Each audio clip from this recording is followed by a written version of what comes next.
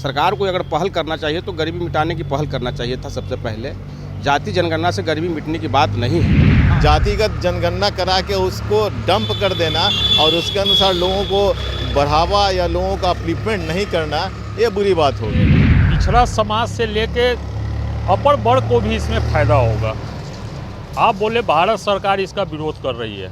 भारत सरकार तो बिहार का विरोध तो करते ही आ रही है। जातीय जनगणना ब्रिटिश सरकार ने कराया था, उसके बाद केंद्र सरकार भी कराया, लेकिन वो असफल। नमस्कार, आप देख रहे हैं न्यूज़ फॉर नेशन और मैं हूं आपके साथ रजनीश यादव। बिहार में आज का दिन ऐतिहासिक है। ऐतिहासिक इस मायने में कि आज से ही बिहार में जातिगत जनगणना की शुरुआत हो गई है। हालांकि यह जातिगत जनगणना 2 चरणों में कराई जाएगी। पहले फेज़ में मकानों की गणना होगी और दूसरे फेज़ में जाति और आर्थिक गणना होगी। तो ऐसे में बिहार के नेता विपक्ष विजय सिन्हा ने बिहार सरकार पर कड़ा प्रहार करते हुए कहा है कि बिहार में जातिगत जनगणना सरकार का जो निर्णय है उससे जातीय अनुवाद फैलाने की कोशिश की जा रही है। अब ऐसे में आम लोगों के साथ साथ कुछ राजनीतिक दलों के लोग भी हमारे साथ जुड़े हुए हैं। उनसे हमें प्रतिक्रिया लेंगे और जानेंगे कि बिहार सरकार का यह जो फैसला है वो किस रूप में देख रहे हैं। तो सबसे पहले जुड़ेंगे कि आप बताइए कि बिहार का जो ये फैसला है जातीय जनगणना को लेकर किस तरह का क्या फैसला है, इसे कैसे मानते हैं? बिहार सरकार का फैसला जो जातीय जनगणना का है, थ्योरेटिकल तो बहुत अच्छा माना जाएगा, लेकिन अगर बेसिकली देखा जाए प्रैक्टिकली तो थोड़ा सा डिफरेंस है। प्रैक्टिकली हम देखते हैं तो जातिगत जनगणना का आधार जो थ्योरी में है बहुत अच्छा है कि हम जाति के अनुसार अपना काउंटिंग करेंगे और लोगों को उसके अनुसार सुविधा देंगे। जैसे अगर देखा जाए तो 17.5% स्वर्ण जाति हैं, पिछड़ी जाति का 51% है। इसी तरह से विभाग ये बंटा हुआ है जाति। लेकिन क्या है कि ये जनगणना जो लेते हैं उसके अनुसार लोगों को फ़ायदा देने में नहीं ये चुकते हैं। जैसे अगर किसी लोकसभा विधानसभा क्षेत्र को देखा जाए तो पता चलेगा कि इस जाति के लोगों को टिकट दिया गया, लेकिन उस जाति के अलावा भी बहुत सारे लोग हैं जो कि अच्छा काम करना चाहते हैं या अच्छा ये हमका रुतबा है, लेकिन उनको टिकट नहीं दिया जाता है, वंचित रखा जाता है। तो ये जातिगत जनगणना अगर थ्योरी के अनुसार प्रैक्टिकली उतारा जाए तो बहुत अच्छी योजना है। चूँकि इसमें राज्य सरकार का 500 करोड़ का निधि है जो कंटीजेंसी फंड से लिया जा रहा है। कंटीजेंसी फंड इमरजेंसी फंड कहते हैं। उतना पैसा तो जनता का जा रहा है, लेकिन अगर उसका सही उपयोग किया जाए तब इसका सही अर्थ निकलेगा। जातिगत जनगणना करा के उसको डंप कर देना और उसके अनुसार लोगों को बढ़ावा या लोगों का अपलिफ्टमेंट नहीं करना, ये बुरी बात होगी। अगर करना है, अगर जातिगत जनगणना के आधार पे लोगों को बेनिफिट देना तो अच्छी चीज़ है, वरना ये बहुत ख़राब चीज़ है। चलिए, बीजेपी से हैं अरुण शाह जी, उनसे हम जानें कि आखिर बिहार सरकार के इस फैसलों को किस रूप में देख रहे हैं। जी बताइए। देखिए, जहाँ तक जाति जनगणना की बात है तो हमें नहीं लगता है कि जाति जनगणना से गरीबी मिट जाएगा। सरकार को अगर पहल करना चाहिए तो गरीबी मिटाने की पहल करना चाहिए था सबसे पहले।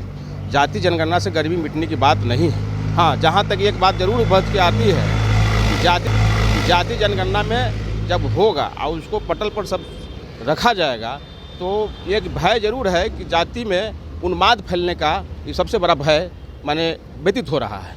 इसलिए हम इस जाति जनगणना से पक्ष में यही कह सकते हैं सरकार को कि गरीबी पर ध्यान दें। जैसे हमारे देश के प्रधानमंत्री ने, आदरणीय नरेंद्र मोदी जी ने सबके साथ, सबके विकास के साथ जो जुड़े हैं उसमें सभी गरीबों को भलाई की रूपरेखा है। इसी पर काम करना चाहिए। जाति जनगणना से कोई फ़ायदा निचली तत्व को या गरीबों को मिलने नहीं जा रहा है। तो चलिए, आम जनता से एक सवाल ले लेते हैं, उनसे पूछ लेते हैं। जी बताइए, आपका जवाब क्या है जातिगत जनगणना को लेकर, किस रूप में इसे देख रहे हैं? सरकार द्वारा लिया गया निर्णय, चूँकि हम लोग पिछड़े वर्ग से आते हैं, अब स्वागत योग्य तो है, लेकिन अब देखना है कि बहुत से जाति जो कि सरकार के पटल पर या सरकार के नज़र में जो पिछड़े हैं, जो छूटे हुए थे, वो सामने आएंगे तो शायद हो सकता है सरकार उसको जो है कुछ करके बढ़ाने का काम करे सरकार। आप बताइए कि जातिगत जनगणना जो हो रही है, केंद्र सरकार ने जातिगत जनगणना कराने से इनकार कर दिया था और बिहार सरकार अपने बूते पर लगभग 500 करोड़ रुपये खर्च कर बिहार में जातिगत जनगणना करा रही है। आखिर इस जनगणना से क्या फ़ायदा होने जाना है जनता को? देखिए, जनगणना से पिछड़ा समाज से लेके अपर वर्ग को भी इसमें फ़ायदा होगा। आप बोले भारत सरकार इसका विरोध कर रही है। भारत सरकार तो बिहार का विरोध तो करते ही आ रही है। 125 करोड़ का पैकेज आज तक दिया है क्या? रही बात जनगणना पे, तो जनगणना हर एक इंसान के लिए बहुत फ़ायदेमंद होगा। सरकार इस पर सुदृढ़ रहेगी, कामयाब होगी, यही हमारी उम्मीद है। और ये बहुत अच्छा है बिहार के लिए, पूरे देश में होना चाहिए ये जनगणना, क्योंकि आज भी EWS जैसा प्रोपेगेंडा यूज हो रहा है। 8 लाख वाले व्यक्ति भी आजकल गरीब शोक किए जा रहे हैं। ये भारत सरकार के सब प्रोपेगेंडा के कारण ही आज वो जनगणना के विरोध में खड़ी है। मैं इसे मानता हूँ नीतीश कुमार और विपक्ष के जो नेता है इसको माने और मजबूती से इस जनगणना को कराए। लेकिन विपक्ष के नेता विजय कुमार सिन्हा ने तीखा प्रहार करते हुए कहा है कि बिहार में जातीय उन्माद फैलाने की कोशिश की जा रही है, सरकार के ऊपर हमला है। देखिए, विपक्ष का काम है विपक्ष की भाषा बोलना और सरकार का काम है सरकार को चलाना होता है। इसलिए सर्वप्रथम जातीय जनगणना ब्रिटिश सरकार ने कराया था, उसके बाद केंद्र सरकार भी कराया, लेकिन वो असफल रहा। आज से बिहार में जातीय जनगणना का शुभारंभ हो रहा है और ये 21 जनवरी का पहला चरण का, और इससे बहुत सारी बातें उभर के आएगी। जातीय जनगणना हो जाएगी, कौन जाति के कितने लोग हैं, इससे आरक्षण देने में भी सुविधा होगी और आगे का कार्यक्रम बहुत अच्छी तरह से चलेगा। और बिहार सरकार जो नीतीश कुमार का जो नीति है वो बहुत अच्छा है और बहुत 15 साल 10 साल में बहुत आगे बढ़ा है बिहार, और बिहार जाति गणना से बहुत आगे की ओर बढ़ेगा। अच्छा, आप बताइए इसके दूरगामी परिणाम क्या आ सकते हैं? देखिए, जाति जनगणना से परिणाम बहुत अच्छी आएगा। जो घर में जाति गणना सरकार से हम यही मांग करते हैं भी कि हर एक घर में कितने जात, गांव में कितने जात के लोग हैं, कितने नौकरी में हैं, कितने खेती करते हैं, कितने बेरोजगार हैं। आप इससे फ़ायदा जनता की होगा कि जो घर में नौकरी नहीं करता है, अवन में एक घर में 5-5 का नौकरी करता है, उसमें लिखा पढ़ी होगा और दिखाई पड़ेगा। इसलिए जाति गणना हम लोग केंद्र सरकार के पूरा भारत में होना चाहिए था, लेकिन भारत सरकार से नहीं माना। बिहार सरकार माननीय नीतीश कुमार जी और तेजस्वी यादव जी ने इसका समर्थन किए हैं। इसलिए जाति जनगणना होना बहुत ज़रूरी है, क्योंकि हर एक घर में कितने लोग नौकरी में हैं, कितने खेती करते हैं, कितने बेरोजगार हैं, उस पर जाहिर होगा।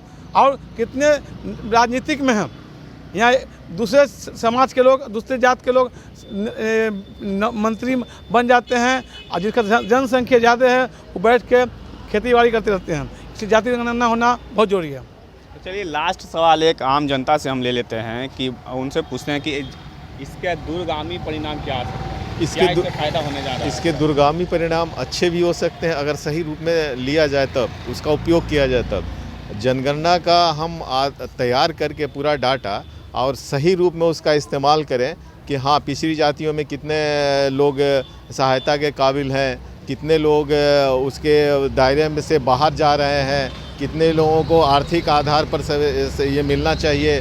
जैसे कि रूडी जी ने एक बहुत अच्छी बात कही है कि ये भी बिहार में जनगणना में शामिल कीजिए कि हर परिवार से कोई बाहर में गया है, विदेश में गया है या बिहार से माइग्रेट किया है, तो उसकी संख्या को काउंट किया जाए। उससे भी बिहार का बहुत सारी चीज़ पता चलेगा कि हमारे बिहारी कितने बाहर रह रहे हैं अपने देश में, जैसे पुणे, दिल्ली, बेंगलोर कितने में रह रहे हैं, कितने लोग बाहर रह रहे हैं। तो उससे भी आधार मिलेगा कि हम इतने लोगों के जो मेरे यहाँ रह रहे हैं उसका अपलिफ्टमेंट करें। अब कोई जाति अगर 2% है या 3% है और उसको जाति के आधार पर, बहुजाति के आधार पर उसको हम छोड़ देते हैं, तो उसका तो कल उसका अपलिफ्टमेंट का सही में काम किया जाए तो अच्छी चीज़ है, अन्यथा तो इससे कोई फ़ायदा नहीं हुआ, तो 500 करोड़ का नुकसान होगा।